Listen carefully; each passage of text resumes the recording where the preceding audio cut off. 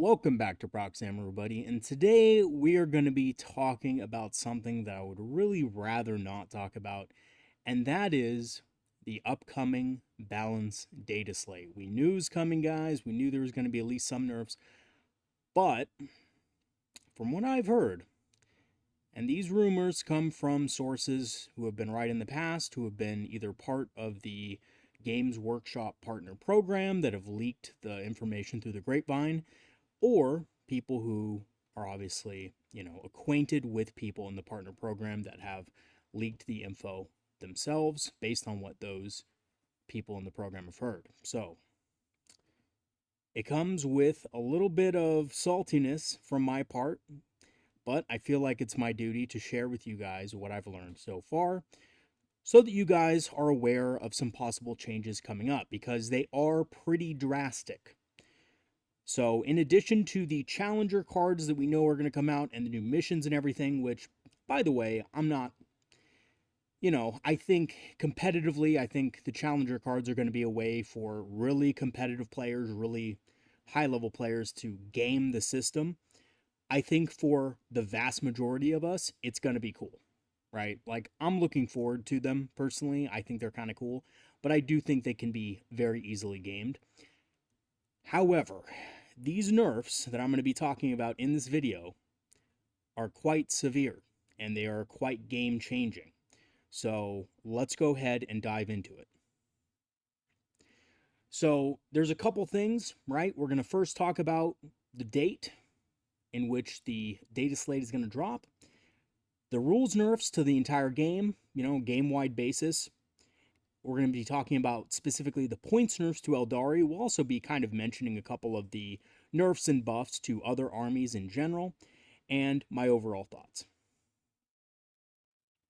All right, so when is the balanced data slate said to drop? So it's said to drop May 31st, which is about in 4 days. There's been a couple dates swirling around. June 7th is a date that keeps coming up, but the sources that I was looking at said May 31st is going to be when it drops. So it is a bit earlier than I expected. I was expecting June 7th. I hope that it's June 7th still. I hope that this part of the rumors are wrong. And by the way, guys, I just want to clarify right now, these are all still just rumors. They're not 100% accurate. However, I will say this. Last time I got a set of rumors that looked exactly like this and claimed to be, information directly from people who were part of the partner program. The nerfs ended up being almost 100% correct. Even the weirdo nerfs that were like, no way are they going to nerf this, it ended up being correct. So, yeah, take it with a grain of salt, but some of these are probably absolutely going to happen. So we're going to see this in a couple of days. So 3 days actually now since I've recorded this video. All right, let's look at the rules nerfs. Now, a lot of you guys have already heard probably these things, but let's look at the Aeldari first of all. We knew the Aeldari was going to get hit, but my God, they've been hit pretty hard. So let's take a look at the lethal intent rule. So now it only works on units within 6 of the destroyed unit. So as we know, the Aeldari ability lethal intent works like this. The enemy shooting phase, they destroy in one of your units in their shooting phase, and at the end of the phase, you can make a move with any of your units. Now you can only make a move with a unit that is within 6 inches or was within 6 inches of a destroyed unit. And the unit that you move cannot be a monster or a vehicle. It can only be infantry or mounted. Obviously, it can't be beasts, but we don't really have to worry about that. So infantry and mounted units only from now on. That's a pretty severe nerf. Now, this does have nuance, I think, a little bit, because there's ways to set this up that can be strategically hard for your opponent to ignore, which I'll talk about in a future video. Once the nerfs go live, I'll talk about how to, embrace the changes and adapt to the changes as Aeldari players. And we'll talk about that, but I do think that it kind of solidly puts the Aeldari in a, lower state of competitive play. Absolutely. Okay, let's talk about the next change, and this is a game-wide change. So models that generate CP automatically, aka Eldrad, aka, Marneus Calgar, all of those types of models that generate CP automatically now have to take a leadership test to get the CP. So most of these models have leadership 6. That may not seem like that big of a deal, but over the course of a 5-turn game, you may fail a leadership test once or twice. So that's going to cut out, a lot of their CP efficiency. That's really unfortunate. Now, this change obviously was brought about because a lot of the top lists that have access to models like this are taking models like this, right? They're taking Eldrad, they're taking Marneus Calgar. And I actually think this probably wasn't aimed towards Eldrad. It was definitely aimed towards Marneus Calgar, right? Space Marines and friends, basically, who are taking this, absolute. By the way, Marneus Calgar is absolutely OP for what he costs at the moment. It looks like he is going to get some changes, but we'll talk about that in a second. But basically, yeah, you need to take a leadership test now. Now, if this was the only change, I think I would be kind of okay with it because, it does affect other armies as well. A lot of armies in the game have access to something like this. But there's another caveat to this. So now, additionally, you cannot benefit from models that generate CP and reduce CP in the same battle round. So let's say that you pass your leadership check and you generate a CP with Eldrad. That turns off all of your free stratagem abilities, like, for example, Autarchs and Autarch Wayleapers cannot use their ability in the same battle round, which is tragic. And basically, I think what this is going to do is it's going to make people choose between Autarchs and Eldrad. You're probably not going to want both in the same army unless you're running Seer Council. And in Seer Council, there's a reason why you would want an Autarch. Just in case Eldrad doesn't generate the CP, you can still get a free CP from the Autarch. But in a lot of lists, I think people are going to go more Autarch heavy. So, which is fine, but it's not a great change. I really don't personally like the change myself, but there you have it. And that's a pretty substantiated rumor. I think this is, I've heard this from multiple sources. People I've talked to have heard it from multiple sources. I think this is what's going to happen, unfortunately. So, how do we prepare for this? Well, if you're running Eldrad and you're running Autarchs in a detachment that is not Seer Council, you're probably better off just going with the Autarchs and just sticking with them. They're still going to be great. Autarchs are great, and we'll talk about why in just a second that you're probably still going to take them.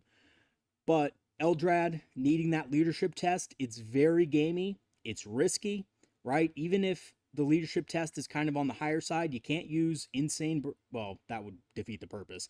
But you can't use, certain leadership buffs on, or you can't re-roll it.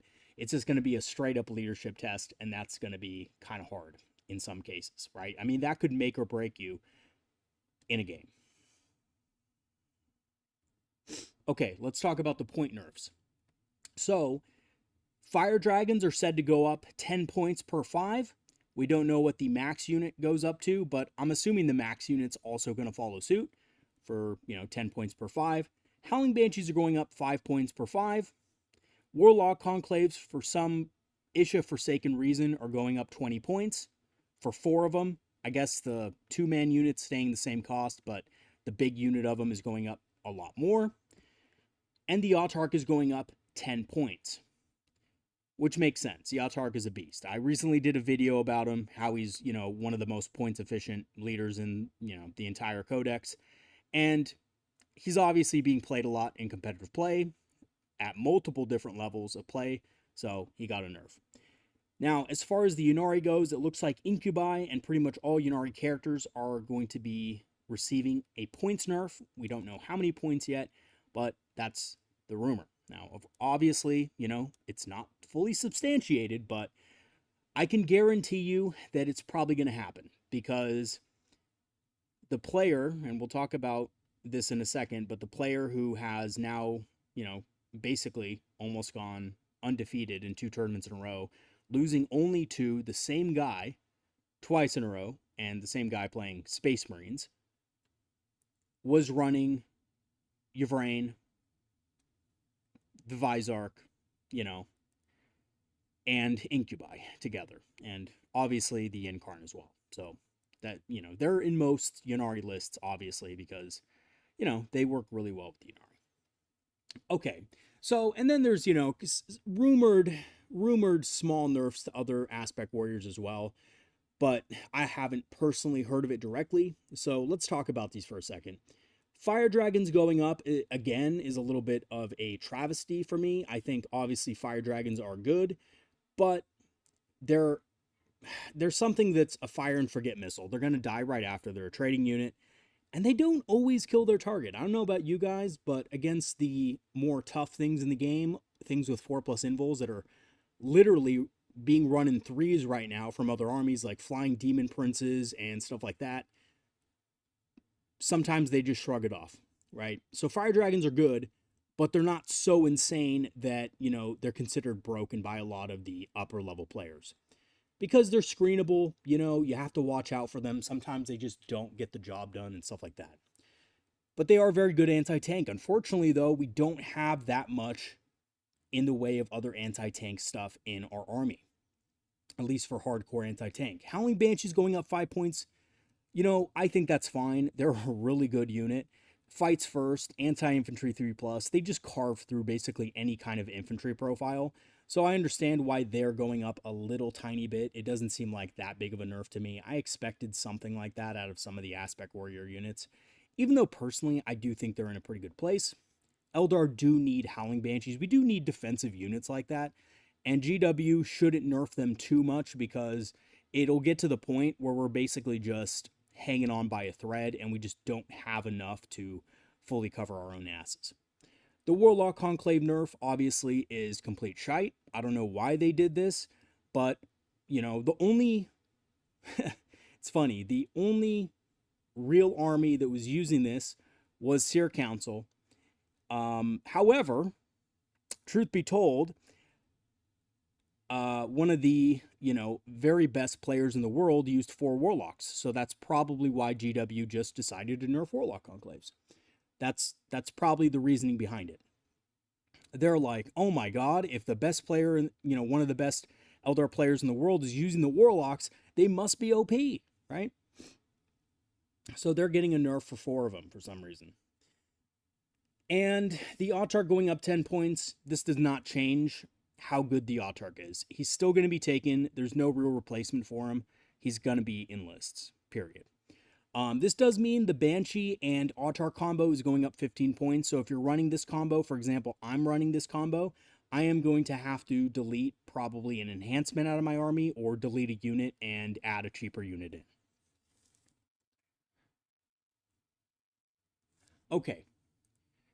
Here are my thoughts about it. And basically, I'm just going to be fully transparent and be just very candid with you guys about what I think GW is thinking with these nerfs. If in fact they do prove to be 100% correct. I think obviously some of these things are going to be correct, but some of them might be a little bit off. Obviously, when people, get things from hearsay is dangerous. Sometimes, it's correct, part of it's correct, part of it's wrong. So let's take a look at this. So if they're 100% accurate, I think we can absolutely 100% call these the Folger Pile nerfs. So if you guys don't know, he's one of the best Eldar players in the world. By the way, love watching him play. I think he's a top tier player. I've learned a lot watching him, in his own games. And I'm sure you guys have seen him, being basically featured on the Warhammer channel, the Warhammer YouTube channel. Like he's he's a big name in the Warhammer community, right? So GW interviewed him a couple times during Adepticon, during the latest tournament. I can't exactly remember the name of it, but it's escaping me at the moment, but I just watched the stream a couple days ago. And GW clearly took his winning lists as a guide on what to nerf. If you look at the nerfs, it's almost uncanny what they're nerfing. I don't think these nerfs were done weeks and weeks and weeks ago, guys. I think there was a couple of last minute decisions, and unfortunately, because, Folger Piles is a fantastic player, they took him as an example, and basically they've just nerfed almost everything that he was using. And this is extremely disappointing. And the reason for that is Folger piles does not represent the entire community's performance or even the average performance of the Eldari. I have seen many games, and by the way, guys, when I have some free time, I'm shit. You better believe I'm scrolling through, War Games Live. Shout out to them, Tabletop Live. Shout out to them, by the way. I'm scrolling their, live streams, checking for Eldar games. I'm watching people, play the Eldari, dude. I love the fucking Eldari, man. But let me tell you,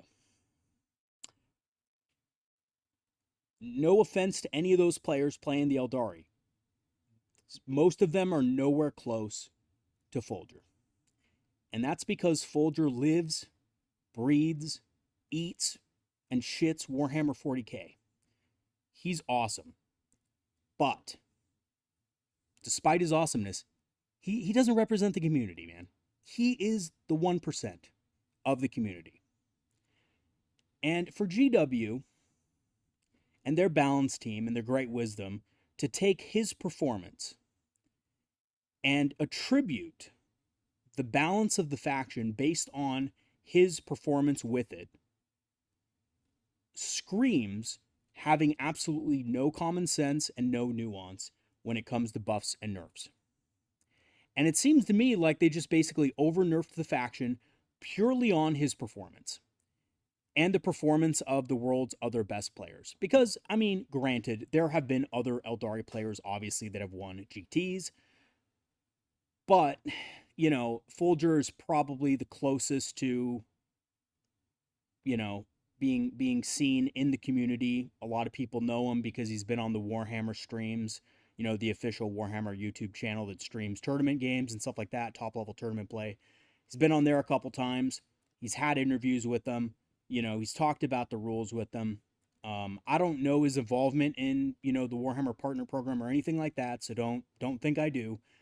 But it's pretty obvious to me that if these nerfs end up being correct, that GW just basically carbon copied what he was doing and decided to nerf everything that he was doing.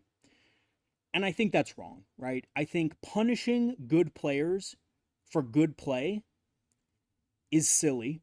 And then punishing the rest of the community as well at the same time is just unfair, right? This isn't the military, man. This isn't a situation where, one of the privates falls down running and then everybody else has to run more, right? Like when I played sports in high school, when a kid fell or a kid was goofing off or not doing his up downs, coach made us all fucking run. And that, that's not Warhammer, right? You don't punish everybody in the community for somebody's good performance. Obviously, the metaphor I just used wasn't exactly correct because, I was giving an example of a bad performance, punishing everybody. But it seems like somebody's good performance is leading to the whole community kind of getting punished with points nerfs. And that's wrong, right? And I think what this is going to do is it's going to set up a situation in which we have a really tough time, competitively speaking, as the Aeldari.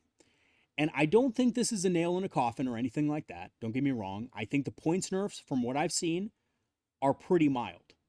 And let's just go back to that for a second so you guys can look at this, right? Fire Dragons 10 points, Howling Banshees 5, Autarch 10. Not that big of a deal, right? Not that huge of a deal.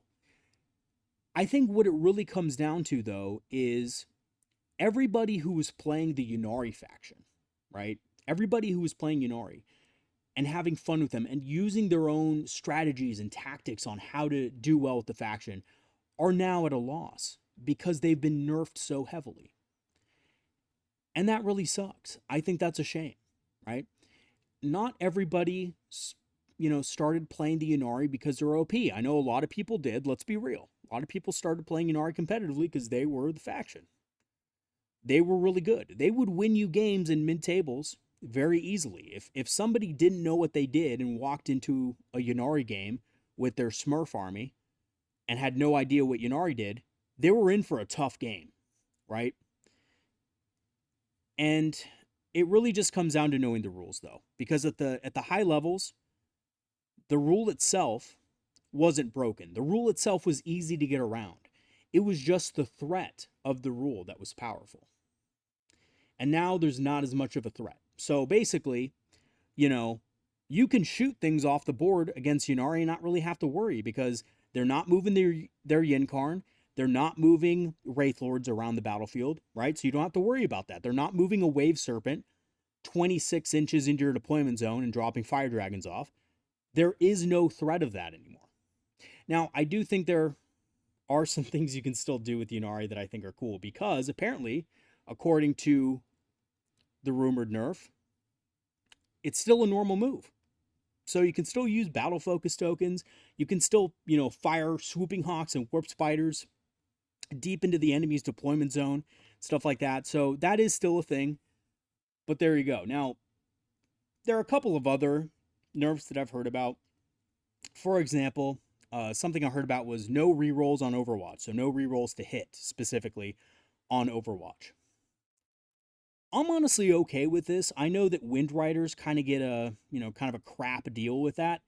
But, unless you're riding or playing, I said riding. Yeah, ride the Wind Rider, right? Unless you're playing Wind Rider host, it's not that big of a deal. We really don't have any more rerolls anymore. The Aeldari have become a faction that is almost reroll-less outside of a couple of different units. By the way, we used to be called the reroll faction, and it wasn't just in 8th edition, it wasn't just in 7th edition, or, it was basically since 3rd edition, we've been called the reroll faction, by the way. Ever since I started playing Eldar in early 3rd edition, we've been called the reroll faction because we had rerolls just everywhere. But anyway, that's another story. Yeah, now we don't really have that many rerolls anymore, really, aside from a couple of things here and there. And so that's not a big deal to me. That's going to be great for, us in general, because now we don't have to worry as much about certain Overwatch things and we can use our tokens more efficiently. I think it's going to hurt Marine players a whole lot, right? It's going to hurt Marines a whole lot, especially with Double Oath. So, Double Oath of Moment, allowing full rerolls on stuff, allowed Marine players to deny a lot of areas of the board against armies like Aeldari. So I think that nerf is okay. But, here's the thing, right? And the reason I say it's going to be really tough competitively is because when you combine all these things together, we start talking about these things. And then you also tack on the fact that apparently a lot of other factions, by the way, like Blood Angels, Necrons, are going to be getting buffs, army-wide buffs is what I've heard, to several of their units, points buffs essentially. We're getting to a space again where it's like, all right, it's going to be tough because our army is getting smaller and other people's armies are getting bigger. And then, yeah, some of the things in Space Marines have been nerfed, but only the things that like the top tier players were taking, right? So like Marneus Calgar, by the way, apparently now needs to be your warlord to generate CP. So if you want to take Marneus Calgar and Guilliman, you want to take them together, you're going to have to either basically forego the CP generation because Guilliman has to be your warlord if he's on the battlefield, or you're just not going to you're just not going to be able to take Guilliman and Marneus in the same list. So there is that, right? They were a really powerful power duo. They were like the power couple of 40k, basically, Marneus and, Guilliman. It wasn't Yvraine and Guilliman. It wasn't, Yvraine and the Vizark. It wasn't Mario and Luigi. It was Guilliman and Marneus Calgar. They were a thing. They were absolutely an item. And now they can't really be seen with each other because they can't stand each other, man. I mean, geez, you should see them out in public now. It's really embarrassing. Anyway, so yeah, it's a shame, I think, that the Eldar got hit when really I don't think our faction needed to get hit. I think there were just a couple things that needed to be tweaked.